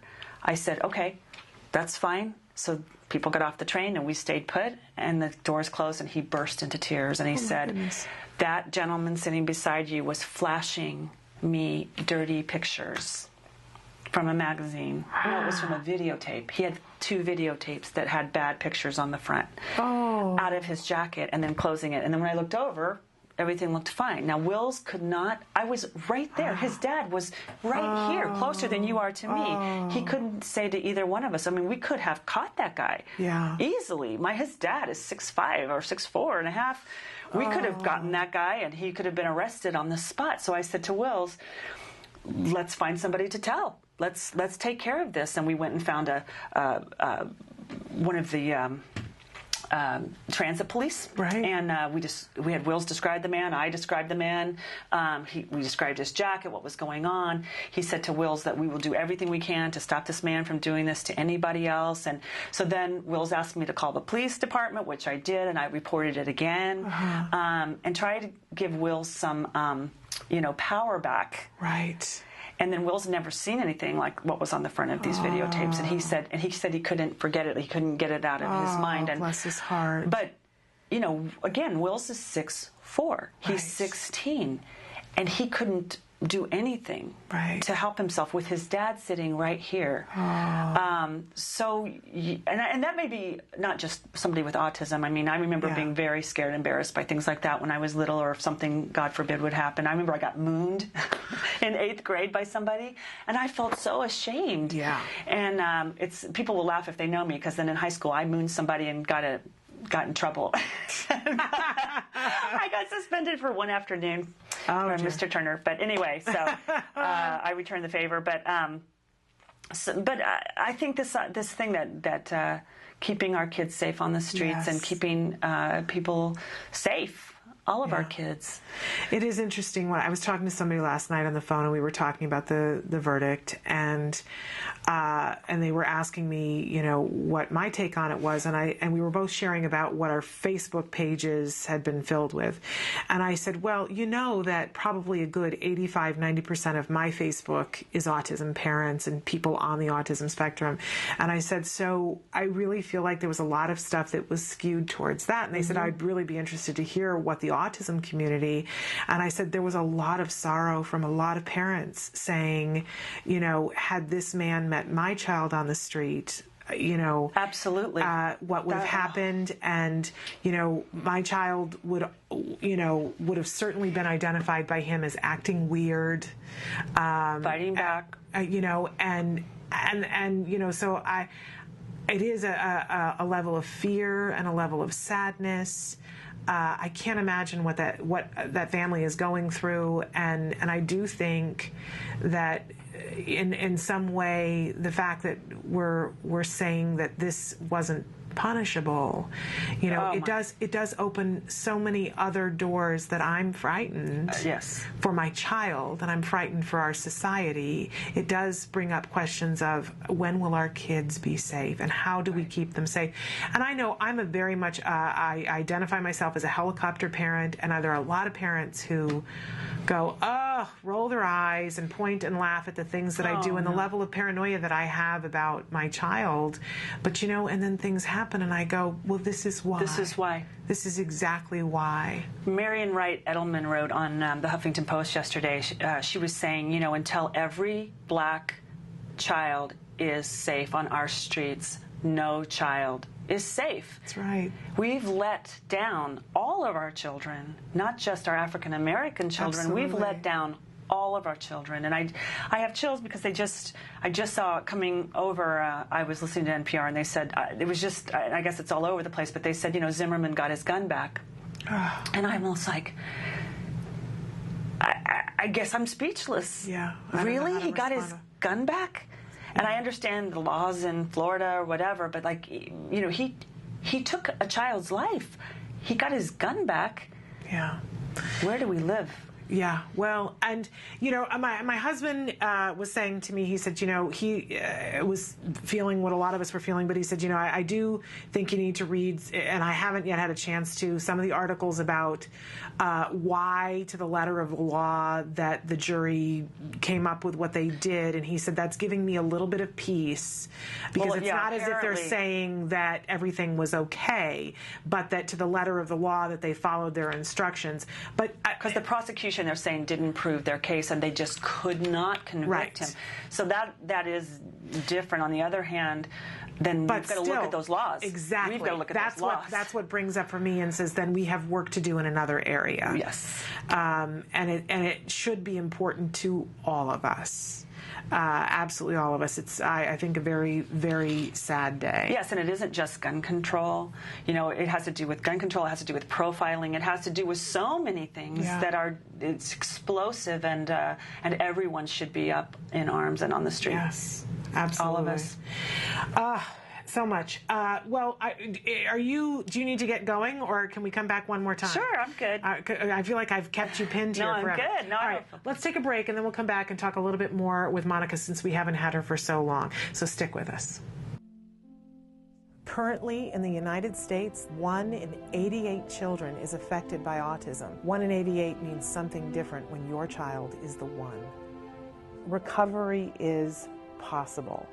Hi, I'm Shannon Penrod, host of Autism Live, an online show about autism broadcast by CARD, the Center for Autism and Related Disorders. I'm also the mother of a child with autism, my beautiful son, Jem. You know our old joke, guess what? Chicken butt. Chicken butt. So we're going to take the chickens. But things weren't always so easy. I remember when Jem was first diagnosed with autism. I used to lay awake at night in bed and pray for someone or something that could help us to get our child back. My prayers were answered by Dr. Doreen Graham-Pichet and the Center for Autism and Related Disorders. CARD treats autism and other related disorders using the principles of ABA, Applied Behavior Analysis, which is the only scientifically proven effective treatment for autism. It is also recommended by the American Academy of Pediatrics and the U.S. Surgeon General. About a year after we started treatment with CARD, we were able to see tremendous improvement, and we got our child back. What grade are you in? Second. You are a smart cookie, huh? Mm-hmm. Do you like school? Yeah. Do you have any good friends? Yeah, Oscar. Oscar is your best friend? Yeah. And my child is just one of thousands to benefit from CARD ABA therapy. Across the nation and around the world, children are making amazing progress and being given the keys to unlock their full potential. We are extremely grateful for the amazing job CARD has done in helping our daughter. Our daughter today, just in 4 months, I think is a totally different child than when she started with CARD. I kind of see it as, it seems like her brain in a way was asleep, and now that we've gotten so many services, we've seen her wake up. Did you have some guesses? Recovery is possible if you take the right steps, if you're willing to put in all the hard work. And 7.5 years, yeah, it's a lot of work. It's worth every little bit, and CARD's been there with us every step of the way. I have 2 children with autism. I can't imagine a day without CARD or the therapists. They've been so instrumental in helping us with our kids and shaping their lives and helping us help them. Thank you, Christy and Big Alex. Thank you, Jackie and Mariana. We've tried other things before ABA, but the most beneficial thing has been ABA services, and I'd be the first person to tell any newly diagnosed family that you have to contact an ABA provider, and if you're lucky enough to have CARD, you're very blessed. Recovery from autism is absolutely a possibility. We've been recovering children for over 20 years.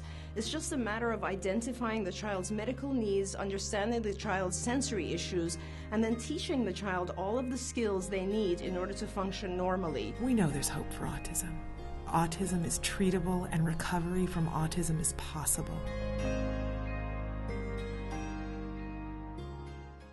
Welcome back to Autism Live. During the break, I was just talking with Monica Holloway. Of course, you know, this horrible story that broke last week about the child Juju, known as Juju to his friends, Terry Smith, and that went missing. And then subsequently, they have recovered the remains of a body that they believe to be him. I don't know if we've gotten a report from the coroner confirming that it is, but they believe it to be him. And they've arrested the 16-year-old who is known to us as his half-brother. And I had reported to you guys last Thursday about the fact that I saw a news report when they recovered the remains in which a teacher, someone who claimed to be a former teacher of his, and who said, well, I know that people will be shocked. Oh, I've got the quote right here. I know it's going to be a bit of a shock to people to hear this, but no, he was not autistic. And it was Jenny Smith who said that, and she claimed to have been one of his fourth grade teachers. And my husband and I were watching it, and I saw that moment. We were watching the whole report and just so sad, right? Gosh. You know, you have so much hope. It was so hot, but you have so much hope that every child that goes missing, whether they have autism or not, gets found. But, you know, I mean, especially when it's a child with autism, you know, your heart bleeds because you don't know what all the issues are. And so we were watching the report, and they'd already recovered the body, and we were so sad. And then up in the middle pops this teacher saying this, and both my husband and I stood and were yelling at the TV going, no, I can't believe. Wow. You know, I was just so stunned about it. And I came in the next morning and said on Thursday, I am just shocked and appalled and dismayed. First of all, that a teacher crossed professional lines and felt that she had the authority to diagnose or dispute a diagnosis and that she could legally comment on that, and that on top of that, that she felt that that was the moment in which her opinion was going to be needed, wanted, or relevant. It was just devastating to me, and I said that I believed that she should be fired immediately for, lack of judgment, and because there are legal issues that you're not supposed to in a public school. We were just talking about, I don't know in a private school, but in a public school, a teacher is bound and not allowed to disclose diagnoses, anything about our children. Like if you're in your child's classroom and the teacher is talking about how anything with that another child's behavior or medication that they're on or their home situation, it's unprofessional. And to my understanding, and I'm a former teacher, it is illegal to talk. You're breaking HIPAA laws if you reveal private information about a diagnosis to anyone. Like you can't even, if the parents are divorced, until you get clearance, you can't be talking about it to a non-custodial parent. Wow. If you know that the child is on a medicine, you're not supposed to disclose. So it's on a need-to-know basis even within the school. So shocking to me, absolutely shocking to me. Now, many of you guys wrote in and said that you agreed that this teacher should be fired, and who did we contact? And so I followed up on it a little bit on Friday morning, spoke to the principal of her school where she's teaching now in Menifee, and the principal had no comment other than to say that she was employed there last year, and she was not up to speed on what had happened. She did not know. She had been away on vacation, didn't know that a child was missing, didn't know the child, so I don't know whether he attended the school that she taught at last year, and did not know that this teacher had made this comment on the news. And I then subsequently emailed the superintendent of Menifee School District and asked for a comment, and we've not heard back from them. And I did put it on my personal Facebook on Friday that, his email address, if anybody wants to email him and say, if you agree, and, you don't have to agree with me by any stretch of the imagination, I don't know. I was saying to you, I don't know whether this is me displacing my anger about, because a child is dead, but as a former teacher, I was appalled. As a parent, I'm appalled. Mm-hmm. But you saw it in that moment, mm-hmm. and you didn't know that there were legal ramifications. What did you think in the moment when you saw the news report and saw the teacher? I'm really glad I came today because I love to be here, but also I just learned something about myself in that I sat there, I saw the news report, and I saw her come on and say that he wasn't autistic. Mm-hmm. And I didn't go to the legal side at all. And as an autistic parent, a parent of autism, a child with autism, I'm surprised and kind of embarrassed that I didn't go to the legal side of it. But what I went to was, oh my gosh, who's disputing, is this child autistic and who isn't? And if that's a fight that's inside this family, or if the school's saying one thing and the family's saying another, or vice versa, this poor child was in between this battle. I went there first. Yeah. I didn't even think about his privacy being disclosed. I think because they had just said that they'd found a body with little blue shorts on, and I was so sad, of course,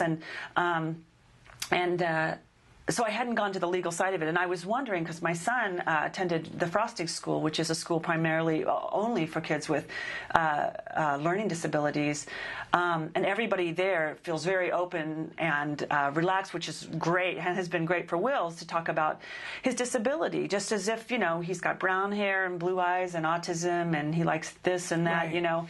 It changed the way he spoke about himself and the way he spoke about his disability. Yeah. And so in that school setting, which he was there for 4 years, and then every summer also, I guess I got so used to teachers talking about my child's diagnosis, not to other people and not on the television. Right. But it didn't occur to me that legally they can't do it until you told me. Yeah. I mean, really, and it's a level of professionalism, too. Right. And my point was, that's what I couldn't believe. The discretion? I mean, where's the professionalism? Devastating. And there was kind of an attitude there of like, by the way, he's not autistic. So I was more thinking, wow, she must have some issues there. Well, and I, too, went to the place of what did this family go through trying to get support. Right. In the LA Times, by the way, Jenny Smith was not quoted, but they referred to her speaking to them, and that her comment, and again, it wasn't in quotations, but that she said, he was a bit hyper in her classroom, which again, not something that she should have said. But I understand from the reports that have come in that the dad disputes whether it's autism. I did see him dispute that on TV. He said that he believed his child to have either ADD or ADHD. I don't remember which one he actually said, that he didn't think that it was actual autism. But those of us in the autism community know that this is not uncommon for two married people who are still getting along to have a dispute about, is this diagnosis? People who are married still to have a dispute. Exactly. I talked about this morning, that, both my husband and I took different trips down that river in Egypt. My husband and I, too. And about what was happening, so that we know that that's not uncommon and especially when there's been a divorce and people are separated and there's time and space separating them because the dad does not live in the state of California, that's not uncommon for one parent to call and say, well, this is what's happening, and another to say, I really don't feel like that's what's happening. Absolutely. So we can all understand that, and we all have heard of stories, too, where a parent is saying, my child has autism and needs help and support, and the school saying, we don't think that it's autism. That's a very common dispute. Schools saying, we think this child has ADD, not autism, and it's the reason why a lot of parents have to go outside and get the services or get the outside diagnosis and come back and say, from a developmental pediatrician, we have the diagnosis of autism, and then the school can't dispute it anymore. But so it really is not common, but it's a very difficult process for families. And you don't want to believe it yourself. When it first comes up, I remember feeling like, the first person that's going to tell me, it doesn't quite look like this, I would just cling to, but I also knew better. I mean, you can't dispute it when it's every day in your face all day long, but you can live in denial for quite a while. I mean, it's possible, and you don't want people.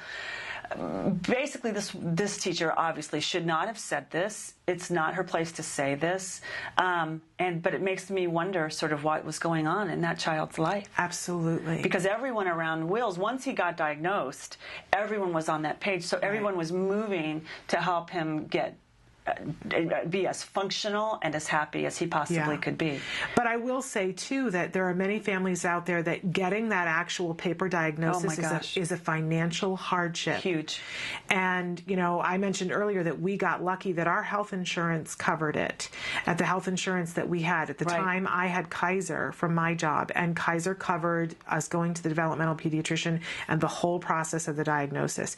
And we didn't even understand at that point, because we were getting that before we went to get all the other services, and how much of a difference that made that we had a piece of paper with a developmental pediatrician that said autism, and that just greased the skids, as they say, as we went through, because people go, well, you're going to have to.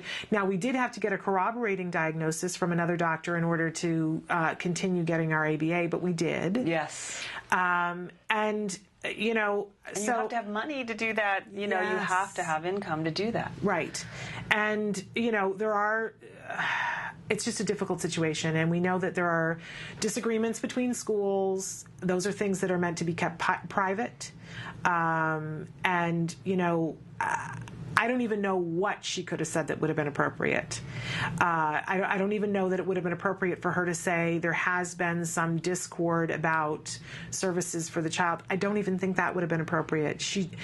I will say that there was another teacher that was interviewed who was his actual teacher last year, and she was on camera, and she said, we are just heartsick. What a lovely little boy.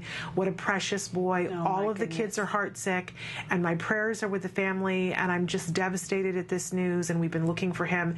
That was appropriate. I don't know why that other woman couldn't have said that, but in any case, I personally feel that she should not be teaching, that somebody needs to give her a remedial course on what her responsibilities are, and that she is not a developmental pediatrician. And I wonder how the family feels. I wonder how the mother and her partner and the father feels about her going on camera and saying this. And you know what? I would imagine that I'm going to go out on a limb and assume that they haven't seen the footage of it, because there's so many other things that they have to deal with on both sides. So sad. Of, how do you deal with one of your children is dead and another one is arrested? Oh, my goodness. It's probably, she is not even a gnat on their radar.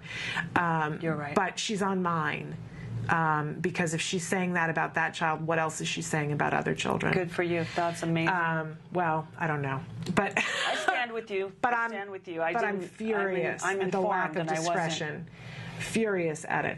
In any case, it is such a delight to have you here. So even with my Band-Aid, it's great to be. You can come with a Band-Aid. You can come with a strap next week if you want to come with a strap. And so happy that you're doing so much better. Thank you. And that Wills is taking it okay and having a sense of humor about it. I didn't even get to ask you. Let me ask you really briefly, because we're talking about success in the classroom all week long and how we can use this time to get ready. What are you guys doing right now? Have you thought about doing anything right now to get him ready for the new school year? Well, yes, actually. Well, Wills is in summer school, and I think that was the best thing that we could do to get him ready. It was hard to put him in summer school. He's done it before, but it's been more like a camp situation where he was just in for a few hours, a few days a week. But he's in school every morning now until noon, and that just keeps him very consistent. And he's going to have all of August off, which will be great.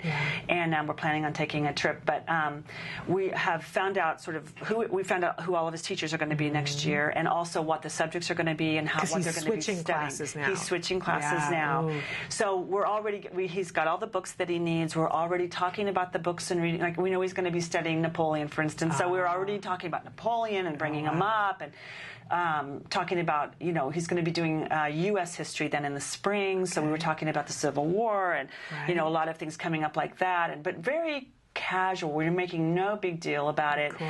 And so we're going to go, he and I are going to go to Philadelphia and Washington, D.C., and he's been to those places before, but with a new eye on what he's going to be studying this year, because we're going to go out to see his grandmother and his cousin. So we said, well, we'll just take the train down the coast and go see Philadelphia and Washington and let him take a lot of pictures.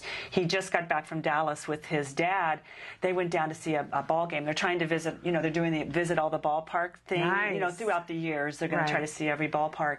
But actually what they studied was the Kennedy assassination in Dallas. They went to the museum and the grassy knoll and the books depository, and I swear I almost said suppository. I'm sorry.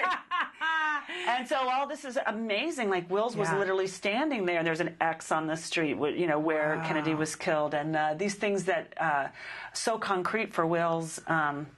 So to actually see them and stare right at the window where the gun came out, and to be sort of being talked to about conspiracy reports and what's his opinion, and it's exciting. It's exciting to see him learning this way, but he learns by seeing, touching, and experiencing, and we know that. So not just reading, he's doing pretty well reading, but he needs that experience. So that's how we're sort of preparing. We're going to try to make it so when he starts school, he won't have a ton of reading at once. He will have done it over the summer. Cool.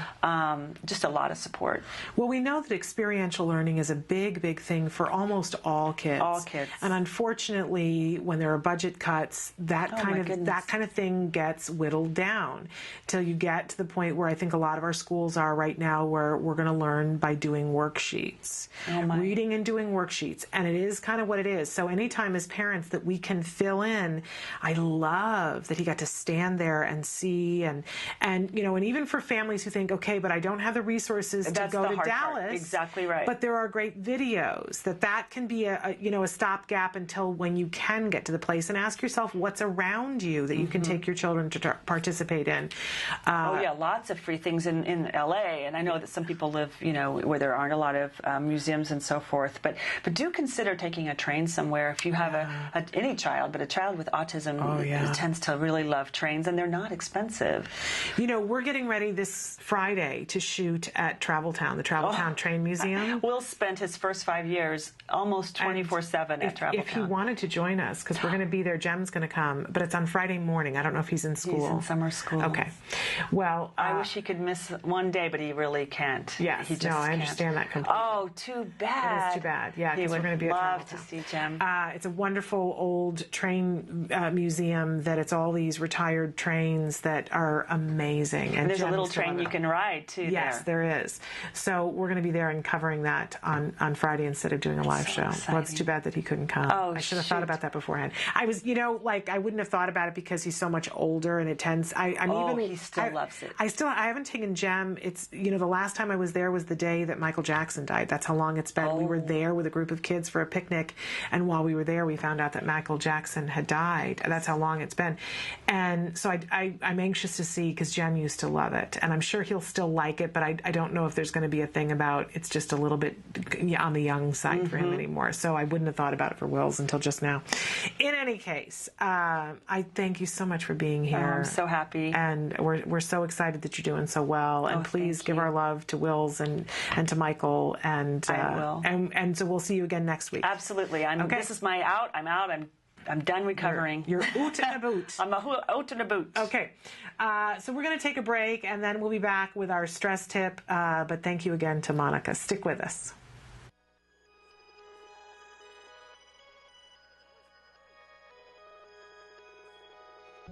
When Maddie was diagnosed, I'll be honest, I was very ignorant on what autism was. I knew that autism was basically something that hit boys at the age of 2 to 3. They shut down, and sometimes you think of the typical Rain Man movie. And with Maddie, she was doing all the same signs and symptoms of a typical child with autism spectrum disorder. Stand up. She didn't even acknowledge us coming into the room. She had barely any eye contact. She didn't interact with her sisters. She didn't really do anything. She just basically lined up her toys, and that was about it. We have a team of 7 volunteers, or 8 now. We have 8 volunteers, including my husband and I. And I'm the team leader, and so I do all the curriculum and get everything ready each week. Jana was downstairs until 11 o'clock at night working on curriculum, going through 2 different textbooks. And then we, as a group, meet on Monday nights, and we would go through what the curriculum was from Jana. And a lot of times we would go, well, how exactly do you do that? How do you sit her at the table and do this trial base? Well, what Skills has done for us, it's taken that away from Jana trying to figure out the curriculum for one. She can go down, or even our laptop, and she can sit down, and through all these questions, it comes up with the different programs. At least for me, it was a relief off my shoulders. I was worried that I might be missing something, missing a curriculum that maybe she needs to know, where Skills, they have every possible thing your child needs to know from 0 to 7. They have a program for that. What noise is this? Good job. Every program that we did with her, I knew was specific for what she needed to learn. Because before Skills, it was a lot of, okay, well, is that really age appropriate for a 2-year-old? You know, because it's not generalized. It's anywhere from 0 to 7. This is what your child needs to know. In most manuals, you'll find. But for this, okay, yep, she should be learning this. And no, she's not 4 yet. She doesn't need to know that yet. We are so fortunate that Jana was able to attend a conference put on by CARD that opened the door for Skills, and that there's no looking back for us. We started using the program in November, and it seemed like by January something just clicked, and she has completely kind of came out of her fog that she was in for quite a while. I have never read a documented case on any child that has not benefited anything from applied behavior analysis, and now with this new Skills and being, you know, like the E version of ABA, I can't imagine it doing anything harmful to their child. It's nothing but exponential growth for us. To see her now, it just blows us away. I mean, we call her our little miracle child because in 7 months' time, she's just blossomed into this normal, functioning child, and suddenly, we joke about it all the time, like suddenly we have twins. If you're even thinking about doing it, do it. Because the absolute worst thing you could do is do nothing at all. And even if you use this program and it's just a single mom or a single dad working in the evenings with their child, this program is going to benefit them. It's going to show you where they are, it's going to show you where they need to go, and it's going to show you what skills and how to get there. It is an online book on how to help recover your child.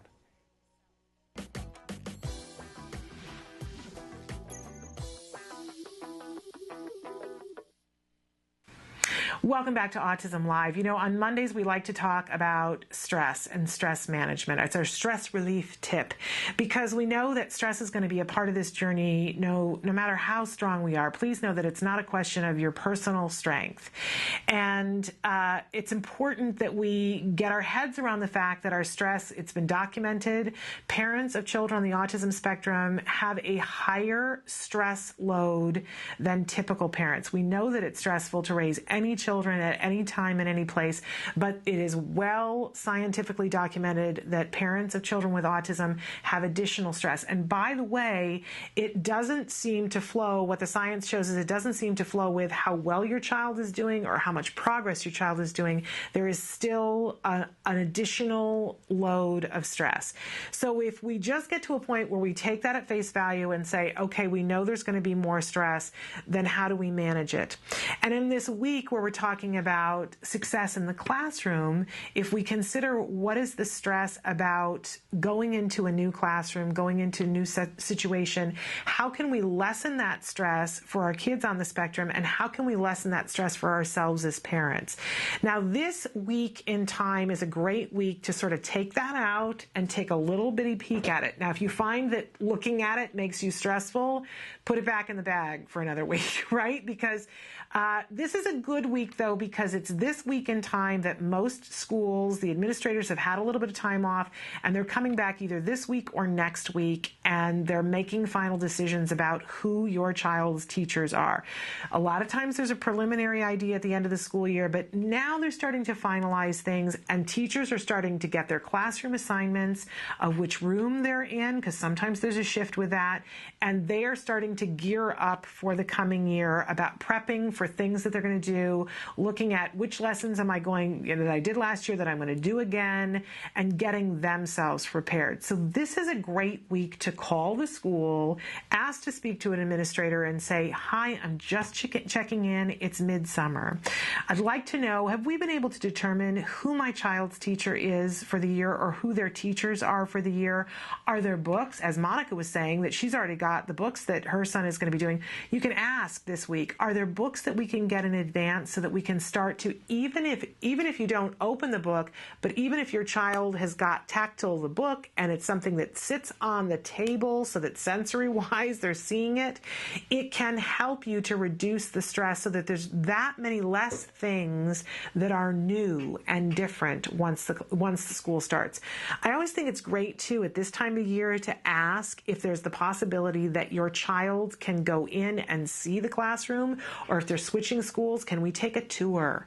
Can we go through so that your child has a visual sense of where the bathroom is, where the nurse's office is, where they're going to get lunch, where they're going to be sitting in their classroom, all the different things. If there's a new gymnasium that they're going to be, because we know that those can be sound sensory. So getting that full tour. Where do you come in the morning? Where do you have to stand? What are the rules? That lessens all of our anxiety. One of the things that I like that my school started doing last year is that instead of having the back to school night, like in September, where the teachers had to decorate the rooms with all the work that the kids did, they have that at the end of the year.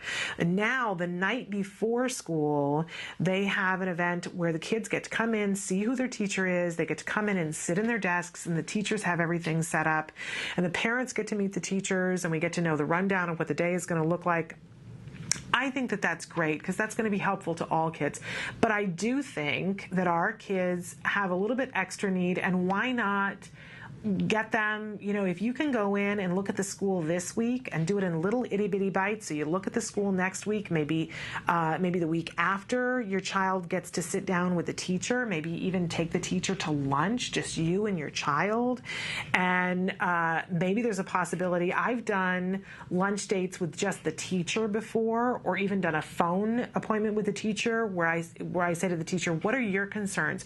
What would you like to know? How can I give you tools rules, how comfortable do you feel, and front-loading the teacher with things that help to calm your child down. One of the things that I always like to tell the new teacher that's getting my child is that my child has a very heightened sense of justice. And if something is happening to him or another person that he feels is outside of the rules, he is going to get to a level of upset. And the only thing that you can do when he is that level upset is to say either, okay, let me hear what you have to say, and to let him say it and talk it out, or to say, I really want to hear your side of this, and I'm really interested in hearing about it.